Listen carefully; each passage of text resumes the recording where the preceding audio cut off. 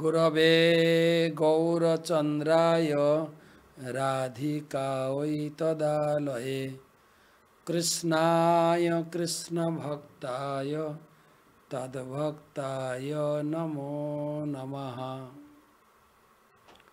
वन्दे अहं श्रीगुरो श्रीयुतपदकमलं श्रीगुरून् वैष्णवांश्च श्रीरूपं साग्रजातं सहगण रघुनाथान्वितं तं सजीवं साद्वैतं सावधूतं परिजनसहितं कृष्णचैतन्यदेवं श्रीराधाकृष्णपादान् सहगण ललिता श्रीविशाखान्वितांश्च।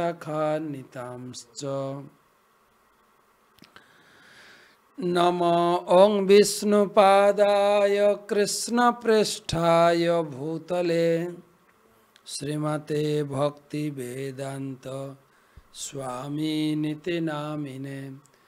नमस्ते सारस्वते देवे गौरवाणी प्रचारिणे निर्विशेष शून्यवादी पाश्चात्य देशतारिणे।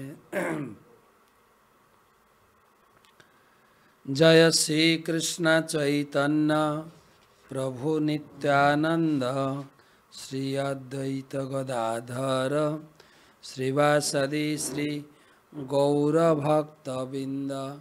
हरे कृष्णा कृष्ण कृष्ण हरे हरे हरे राम राम राम हरे हरे।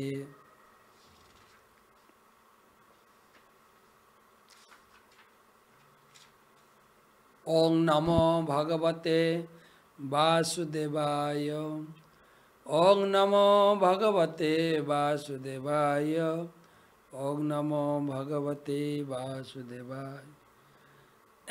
नारायणं नमस्कृत्य नरं चैव नरोत्तमं देवीं सरस्वतीं व्यासं ततो जयम् उदीरयेत्। तमादिदेवं करुणानिधानं तमालवर्णं सुहितावतारम् अपार संसार समुद्र सेतुं भजामहे भागवत स्वरूपं। ग्रंथराज श्रीमद् भागवतम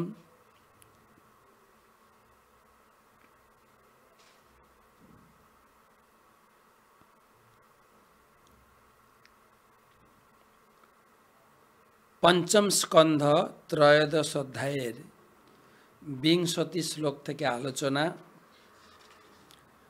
रघुगण महाराजेर प्रति जड़ भरतेर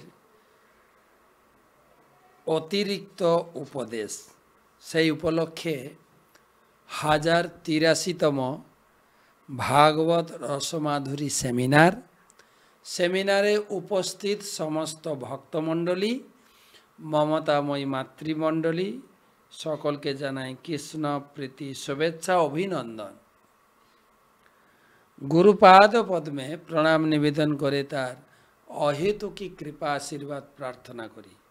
नमो ओं विष्णुपादाय कृष्ण प्रेष्ठाय भूतले श्रीमते जय पताका स्वामिनिति नामिने। नम आचार्य पादाय निताय कृपा प्रदायिने गौर कथा धामदाय नगर ग्राम तारिणे। आलोचना 20 श्लोक थेके।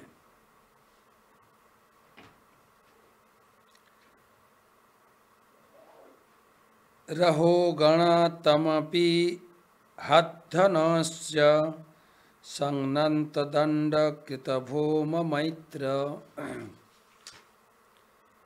असज्जितात्मा हरिसे वयासितं ज्ञान सीमादाय तराति पारम।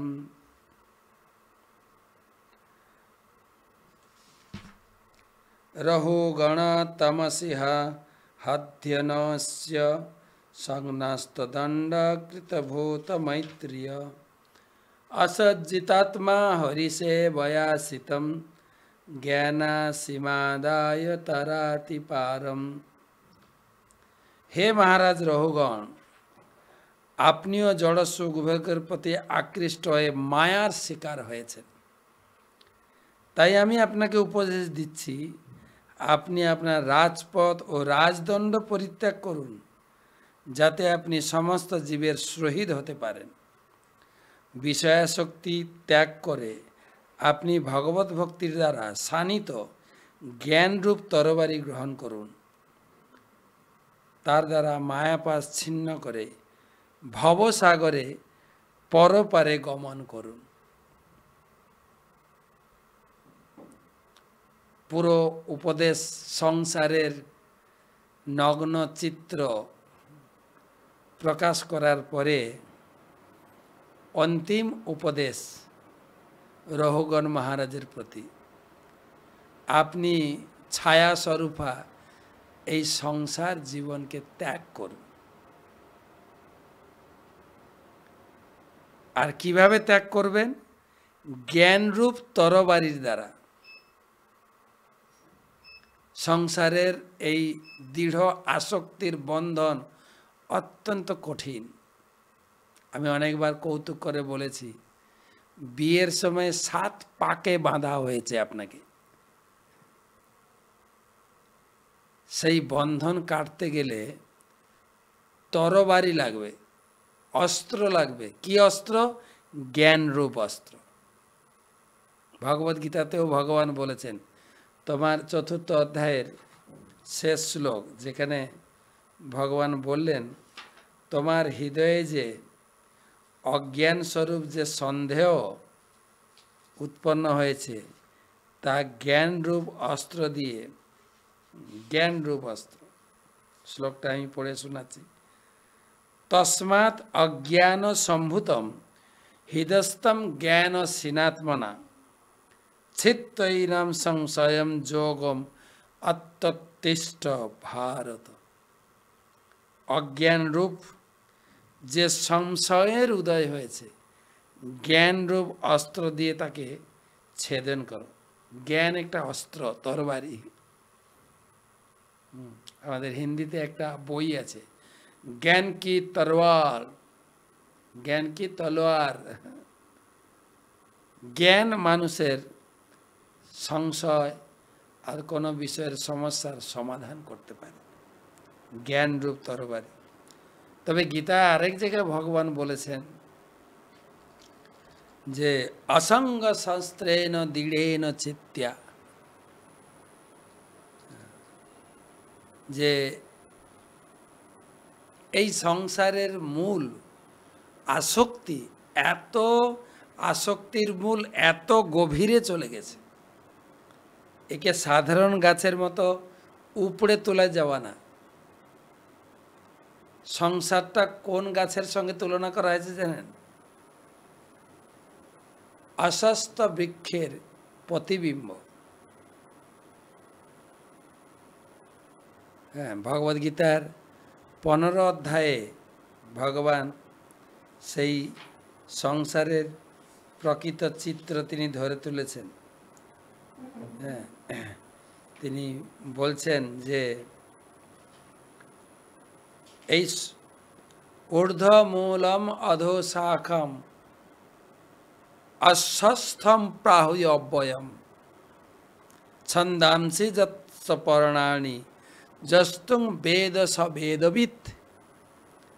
এই সংসার বৃক্ষটা হচ্ছে অরিজিনাল যে গোলক বৃন্দাবন বৃক্ষের প্রতিবিম্ব। তাই এত কিছু জেনে, সংসারের অসারতা জেনে তুমি সংসার থেকে বেরিয়ে আসো হে রহুগণ মহারাজ। সব অনেক লোক বলে, কিন্তু সংসারের অসার, সংসারের সংসারতে যেও না। লোকাচারে লোকে বলে অনেক কথা। সংসারের যে জ্বালা যন্ত্রণা, বাপরে! কি তবু তো আমরা সংসারে ঢুকছি। এবং সংসারে ঢোকার জন্য অনুমোদন দিয়েছেন আচার্যগণ। কিভাবে? কৃষ্ণের সংসার করো ছাড়ি অনাচার। যে সমস্ত পাপ কার্য অনাচার রয়েছে এগুলো বাদ দিতে হবে। আর বাড়ির মালিক হচ্ছেন গোবিন্দ কৃষ্ণ। তোমার সংসারে আমি তো প্রহরী, আমি কেয়ারটেকার, আমি রয়েছি তোমার সংসারের একজন কেয়ারটেকার। এই ভাব নিয়ে যদি কেউ থাকে সংসারে, সংসার তার কাছে বন্ধন নয়। কিন্তু কেউ যদি কৃষ্ণকে বাদ দিয়ে কেবল বন্ধন, আর বন্ধন ব্যাংকে যত টাকা ঢালবেন ততটাই বন্ধন।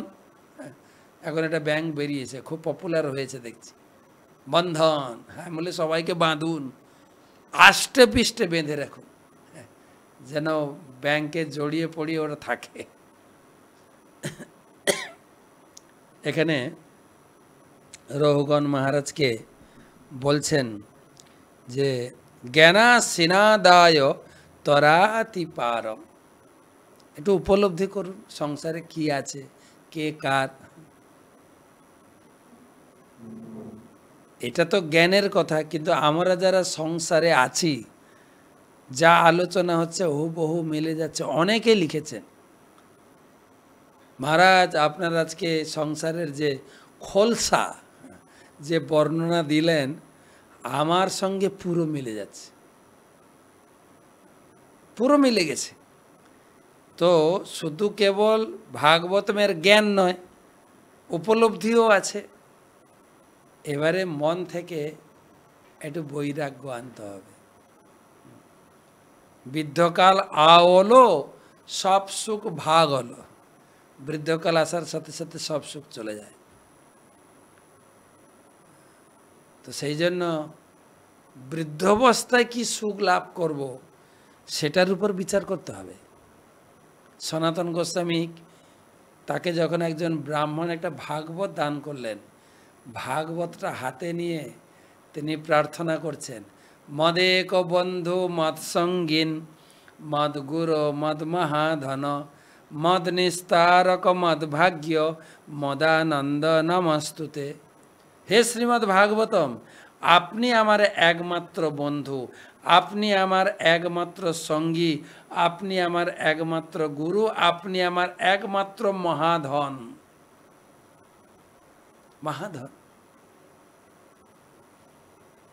ব্যাংকের গচ্ছিত টাকা, বিষয় সম্পত্তি সব ধন, ভাগবত হচ্ছে মহাধন।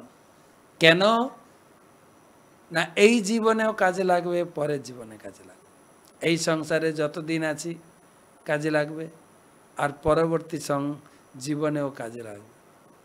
ধন তো এই জীবনে কাজে লাগবে, তা আবার যদি বৃদ্ধ হয়ে যায় ধন কাজে লাগবে না, ছেলে বৌমা কি ছেলে মেয়ে তারা লুটে নেবে চোখের সামনে। আর এই সমস্ত ধন সম্পদ চোখের সামনে নষ্ট হতে দেখে কেবল চোখের জল ফেলে ফেলে এই জগৎ থেকে যেতে হয়। কিন্তু ভাগবতম আপনি যতটুকু অর্জন করবেন সঙ্গে যাবেন। কৃষ্ণ নাম ভজলে মনুয়া সংসার তর জায়গা। ভাগবতমে বলা হয়েছে, কলৌ দোষে নিধে রাজন অস্তি এক মহৎ গুণ। কলিযুগে কেবল দোষ আর দোষ, আর সব পলিউটেড, সব দূষিত,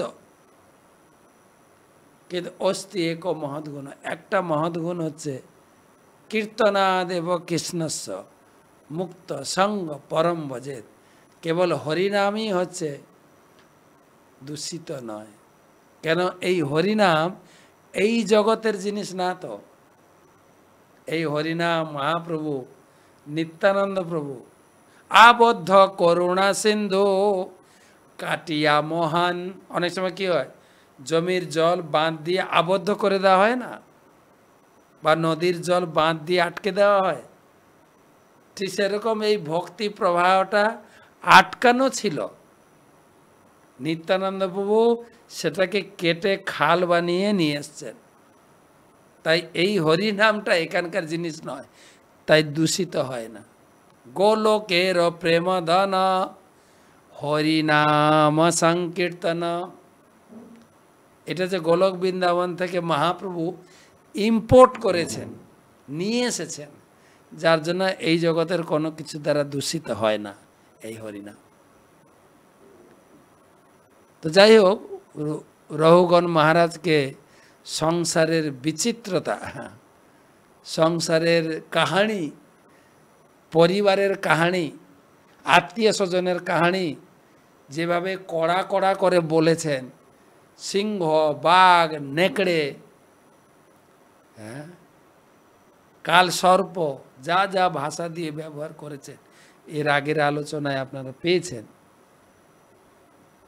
তা দিয়ে তিনি এই 20 নম্বর শ্লোকে উপসংহার ইতি টানলেন। রঘুগণ মহারাজ মূল কথা হচ্ছে এই সংসারের গভীর অরণ্য থেকে বৈরাগ্যরূপ অস্ত্র বা জ্ঞান অস্ত্র দিয়ে সংসারকে ছেদন করে বেরিয়ে পড়ুন। আমিও রাজা ছিলাম, আমি সংসার, বৈভব, স্ত্রী, পুত্র সব ত্যাগ করে হরি ভজন করছি। যদিও আমার একটু ত্রুটির জন্য আমি এক জায়গায় আমাকে 2টো জন্ম গ্রহণ করতে হলো, কিন্তু আপনি সাবধানী হয়ে যান। আমার যা উপলব্ধি আপনাকে আমি শেয়ার করছি, সেই উপলব্ধি আপনি গ্রহণ করুন। জ্ঞানরূপ অস্ত্র দিয়ে সংসারের আসক্তিকে ছেদন করুন। এই কথা বলার পরে রঘুগণ মহারাজ বলছেন, রাজ উবাচ অহো নিজন্মাখিল জন্ম শোভম কিম জন্ম ভীস্তপ পরৈপুমুস্মিন না যদ্রিহিষি কেশযশ কিতাত্মনম মাহাত্মনম ব প্রচুর সমাগম অহো নিজন্মাখিল জন্ম শোভনম কিম জন্ম ভীতপরৈরপ্যমুস্মিন না যদ্রিহিষি কেশযশ কিতাত্মনম মাহাত্মনম ব প্রচুর সমাগম। মহারাজ রঘুগণ বললেন, অনুবাদ, এই মনুষ্য জন্ম সমস্ত জন্মের ভিতরে শ্রেষ্ঠ। স্বর্গলোকে দেব জন্ম এই পৃথিবীতে মনুষ্য জন্মের মতো উৎকৃষ্ট নয়। অতএব দেবত্ব লাভের কি প্রয়োজন? স্বর্গলোকে প্রচুর সুখ ভোগের সুযোগ থাকার ফলে ভগবত ভক্তের সঙ্গ লাভ হয় না। মনুষ্য জীবন সমস্ত জীবনের সুযোগ, কিন্তু তার থেকে দেবজীবন সেটাও শ্রেষ্ঠ। কিন্তু মহারাজ রঘুগণ একটা তুলনা করা বোঝাচ্ছেন, স্বর্গলোকের থেকেও এই পৃথিবীতে জন্মগ্রহণ করা শ্রেষ্ঠ, মনুষ্য জীবন পাওয়া শ্রেষ্ঠ। কেন? এখানে সাধুসঙ্গ পাওয়া যায়, এখানে ভাগবতম আছে, সাধু আছে। সাধু একটা ভাগবত, ভাগবত 2 প্রকার, গ্রন্থ ভাগবতম যা বই দেখে দেখে পড়ছি, আর এটা হচ্ছে ব্যক্তি ভাগবতম, যিনি ভাগবতমের শিক্ষায় নিজের জীবনকে তৈরি করেছে। 2 ভাগবত। তাই এই মনুষ্য জীবন হচ্ছে শ্রেষ্ঠ, যেখানে ভক্ত সঙ্গ করে ধীরে ধীরে এই সংসারের কামিনী কাঞ্চন থেকে নিষ্কৃতি লাভ করা যায়, যেটা স্বর্গ হয় না। স্বর্গে তো ভোগবিলাস। আমি আগেও বলেছি, পরীক্ষিত মহারাজের সামনে সুখদেব গোস্বামী যখন ভাগবত পাঠ শুরু করবেন, তখন স্বর্গ থেকে অনেক লোক এসছে, এই অমৃত কলস নিয়ে এসছে। তারা হাসতে হাসতে বলছেন, পরীক্ষিত মহারাজ আপনার এই ভাগবত ক্লাসে আমরাও এসে উপস্থিত হয়েছি। হে মহামান্য সুত গোস্বামী, সুখদেব গোস্বামী, সরি, মহামান্য সুখদেব গোস্বামী, আপনার শিষ্য পরীক্ষিত মহারাজ তিনি অভিশপ্ত, তো আমরা স্বর্গ থেকে অমৃত নিয়ে এসেছি, তাকে অমৃত পান করিয়ে দেন, তার বদলে আমাদেরকে ভাগবত কথা শোনান, কেননা স্বর্গে ভাগবত কথা নেই। তখন সুখদেব গোস্বামী হাসলেন, বলে না তো, স্বর্গে তো ভাগবত দেওয়া হয়নি। স্বর্গের ভোগী লোক, স্বর্গের লোক হচ্ছে মাৎসর্য পরায়ণ, একটু এখানে কেউ ভক্তি করলে ইন্দ্র তার পিছনে লেগে যায়।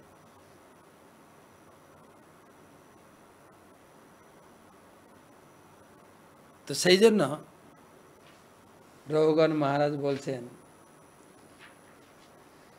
এই জগৎ অত্যন্ত শ্রেষ্ঠ, এই মনুষ্য জীবন পাওয়া, কেননা এই মনুষ্য জীবনে ব্যক্তি ভাগবতের কাছে বসে গ্রন্থ ভাগবত শোনা যায়, পড়া যায়।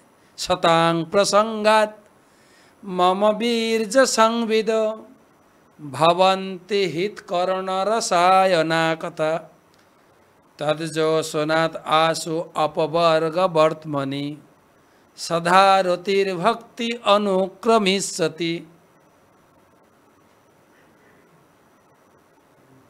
অনুক্রমিষ্যতি, যে সাধু সঙ্গে নিয়মিত ভগবানের কথা শ্রবণ করতে করতে করতে করতে হৃদয় এবং কর্ণ আনন্দে পরিপূর্ণ হয়ে যাবে, পরিপ্লুত হয়ে যাবে,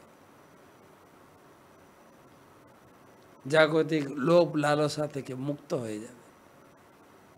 আশু, খুব শীঘ্রই। এবং শুধু তাই না, ধীরে ধীরে শ্রদ্ধা, রতি, ভক্তি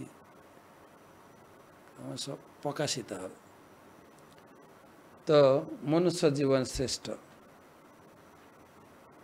কেননা কেবল ভক্ত সঙ্গ পাওয়া যায় এই ধরতিতে। এক হচ্ছে ব্যক্তি ভাগবতম ভক্ত, আরেকটা আছে গ্রন্থ ভাগবতম, স্বয়ং যেটা দেখে পড়ছি। এই ভাগবতম স্বর্গেও নেই, কৈলাসেও নেই, বৈকুণ্ঠে নেই, কেবল এই পৃথিবীতে আছে। তাই মনুষ্য জীবন শ্রেষ্ঠ। মহাপ্রভু বলেছে, ভারত ভূমিতে মনুষ্য জন্ম হইল যার, জন্ম সার্থক করি কর পর উপকার। 22 নম্বর শ্লোক। নাহি অদ্ভুতম চরণাব্জ রেণুভি হতাংস ভক্তি রধোক্ষজেয় মলা মহূর্তি কার্যস্য সমাগমাচ্চ মে দুস্তর্কমূল পত বিবেক ন অদ্ভুতম তৎচরণাব্জ রেণুভি হতাম শাসো ভক্তি রধোক্ষ মেয় জলা মুহূর্তি কার্যস্য সমাগমাশ্চ দুন্তর্কমূল পততপি বিবেক। এই শ্লোকের অনুবাদ, আপনার শ্রী পাদপদ্মের ধূলির দ্বারা আচ্ছাদিত হওয়ার ফলে জীব যে অধক্ষজ ভগবানের প্রতি ব্রহ্মারও দুর্লভ শুদ্ধ ভক্তি লাভ করতে পারেন, তা মোটেই কুতর্ক, অহংকার এবং বিবেক থেকে মুক্তি হয়েছে।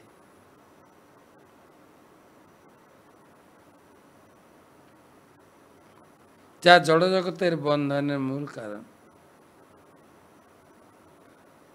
আমি এখন এই সমস্ত সমস্যা থেকে মুক্ত হয়েছি। আপনার মতো একজন সাধু ব্যক্তিকে আমি পেয়েছি, যার লবমাত্রে সাধু সঙ্গে সর্বসিদ্ধি হয়। লবমাত্র।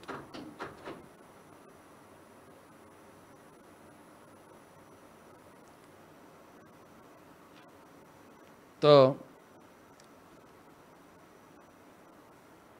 আমি এখন আমার সমস্যা থেকে মুক্ত হতে পেরেছি। রহুগণ মহারাজ আমাদের প্রতি উপদেশ দিচ্ছেন না, হ্যাঁ, নিজের উপলব্ধি উজাড় করে দিচ্ছেন। হায় রে জগৎ,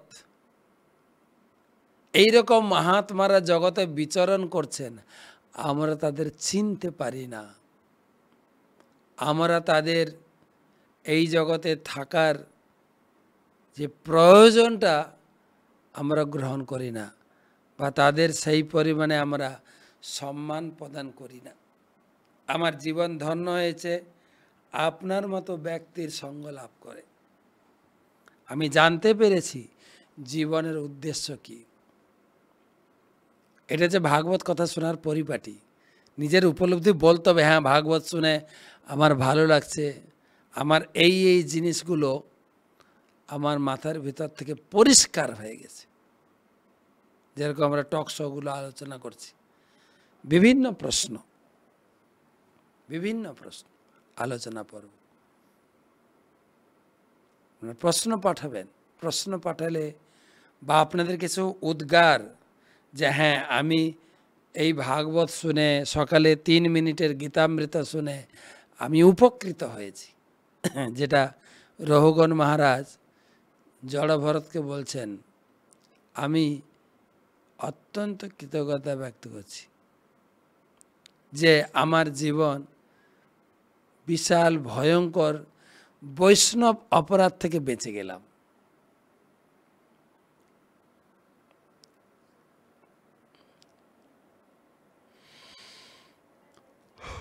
তাৎপর্য ক্লাস চলছে, পরে কথা বলো।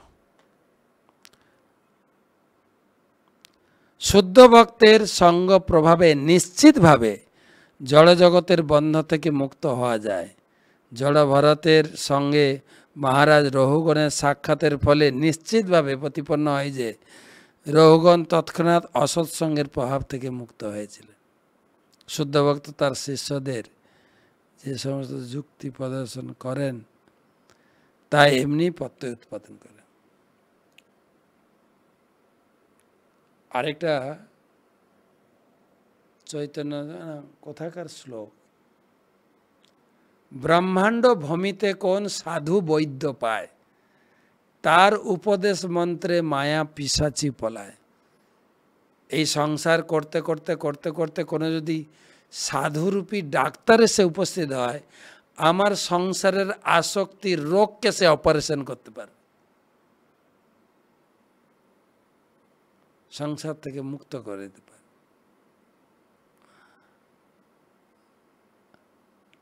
আর ভক্তি জীবনে একটু সিরিয়াস হতে হবে, তা নাহলে হবে না।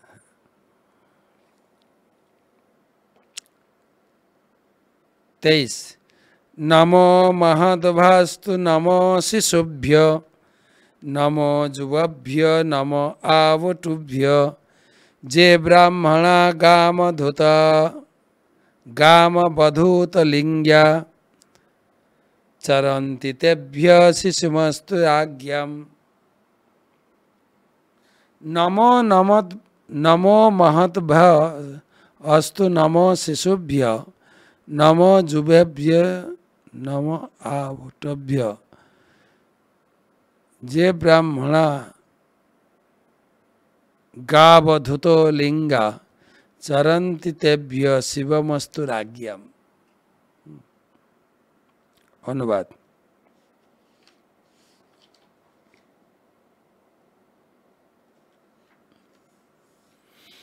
আমি সেই মহাপুরুষদের সশ্রদ্ধ প্রণতি নিবেদন করি যারা এই মহাতলে শিশু এবং বালক অবধূত মহান ব্রাহ্মণ রূপে বিচরণ করেন। যদিও তারা বিভিন্ন বেশে বিভিন্ন তাদের পরিচয় গোপন করে রাখেন, তবুও আমি তাদের প্রতি আমার সশ্রদ্ধ প্রণতি নিবেদন করি।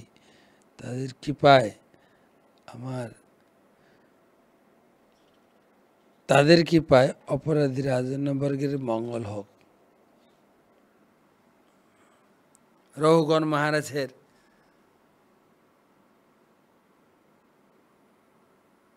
সেই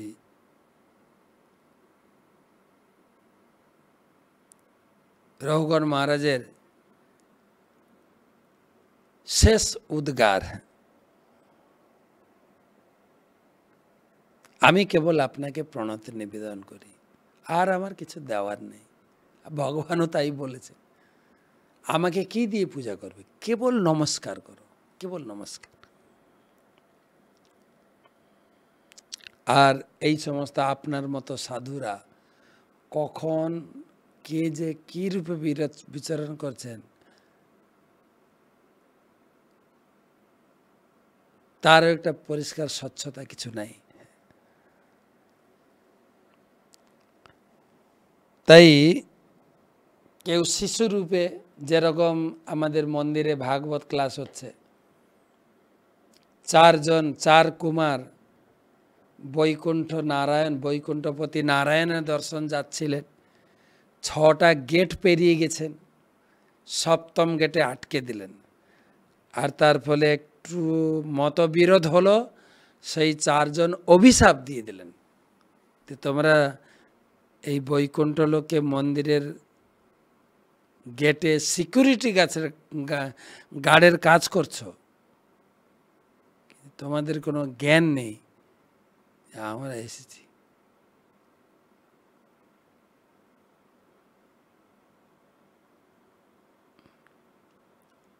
তো শিশু রূপে, অবধূত রূপে, যেরকম আপনি অবধূত রূপে রয়েছেন, আমি চিনতে পারিনি, আমাকে ক্ষমা করবেন।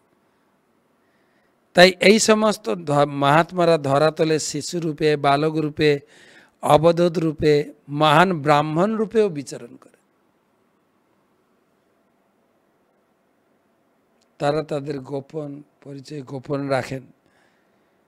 আমি সকলের উদ্দেশ্যে, সকল বৈষ্ণব ব্রাহ্মণের উদ্দেশ্যে প্রণাম জানাই। একটা গান লিখে হয়েছে, দেবকীনন্দন ঠাকুর তিনি গান লিখেছেন, সেখানে বলেছেন,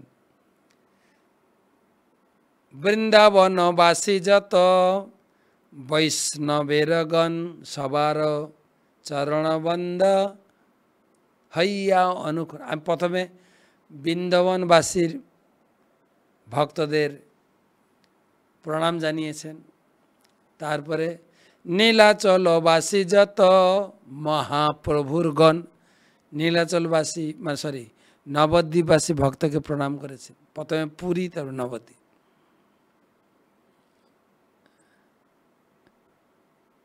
তারপরে যে দেশে বইছে গৌরাঙ্গের গণ, এবারে নবদ্বীপ গেল গৌরমণ্ডল।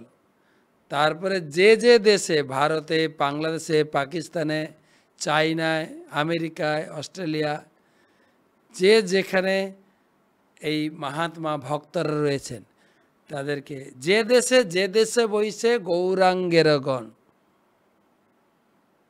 ঊর্ধ্ববাহু হই করি তাহার বন্দনা করছেন।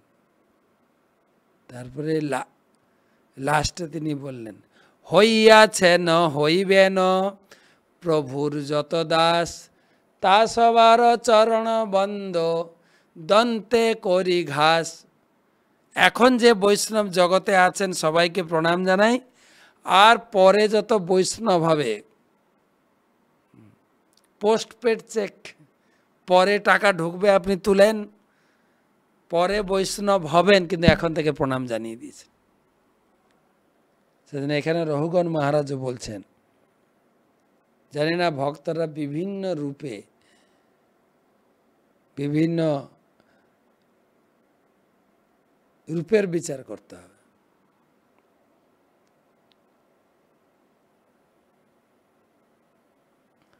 ধরাতলে শিশু, বালক, অবধূত ও মহান ব্রাহ্মণ রাজের বিচারণ, যদিও তারা বিভিন্ন বেশে পরিচয়, বাইরে থেকে তাদেরকে চেনা যায় না, যেটা এখানে জড়ভরত মহারাজ।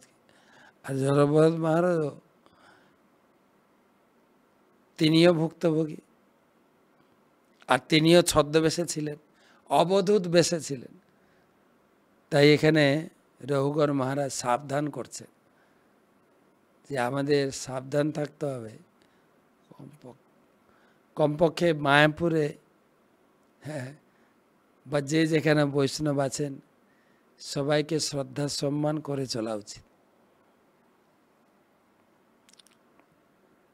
এই প্রসঙ্গ রঘুগণ মহারাজ এবং জড়ভরত প্রসঙ্গ, জড়ভরতের এক তো কাহিনী শুনলেন যেটা শাস্ত্রে লেখা আছে, সব কিছু হুবহু মিলে যাবে। তো রঘুগণ মহারাজের উক্তি এখানে সমাপ্ত। সুখদেব গোস্বামী এই কথাকে আরও এগিয়ে নিয়ে যাবেন, আরও কয়েকটা অধ্যায় পড়তে হবে, তাহলে এই প্রসঙ্গটা শেষ হবে। কিন্তু খুব সুন্দর প্রসঙ্গ, ভাগবতমের শিক্ষা দৈনন্দিন আমাদের ধরা বাঁধা শিক্ষার মধ্যেই রয়েছে। আর আমি সংসারে আছি, প্রত্যেকে নিজের নিজের উপলব্ধির সঙ্গেও মিলে যাচ্ছে। আজকের মূল আলোচনা যেটা করা হলো যে জ্ঞানরূপ তরবারির দ্বারা সংসার থেকে বেরিয়ে আসুন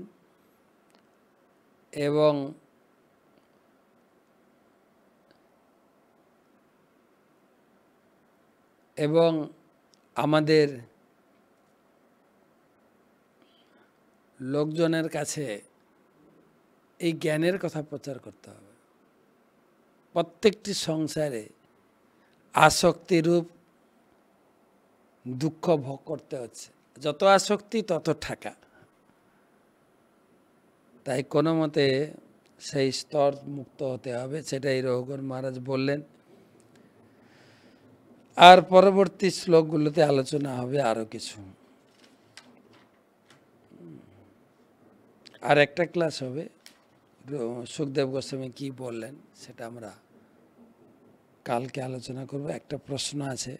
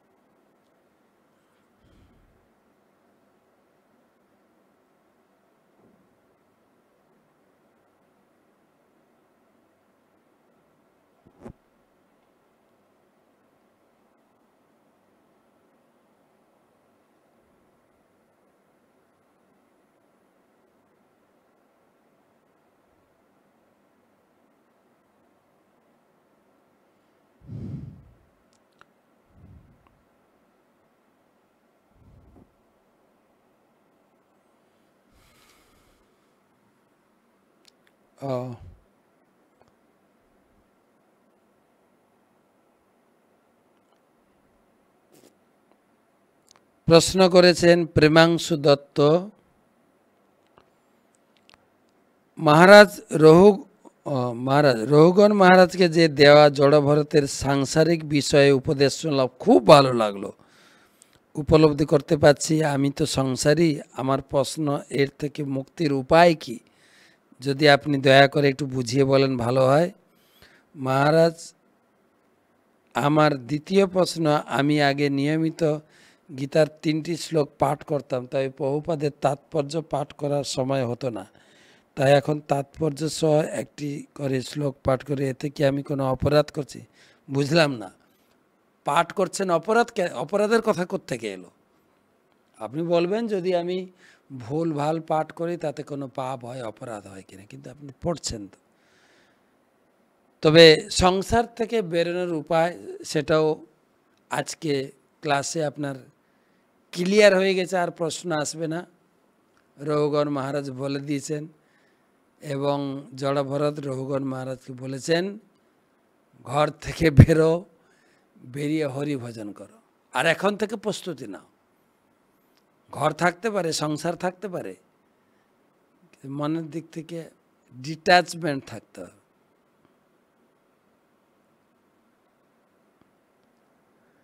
যাই হোক, আজকে আর বেশি সময় নিচ্ছি না, এখানেই সমাপ্ত করছি। ভালো থাকবেন, সুস্থ থাকবেন, সুরক্ষিত থাকবেন। শুভরাত্রি।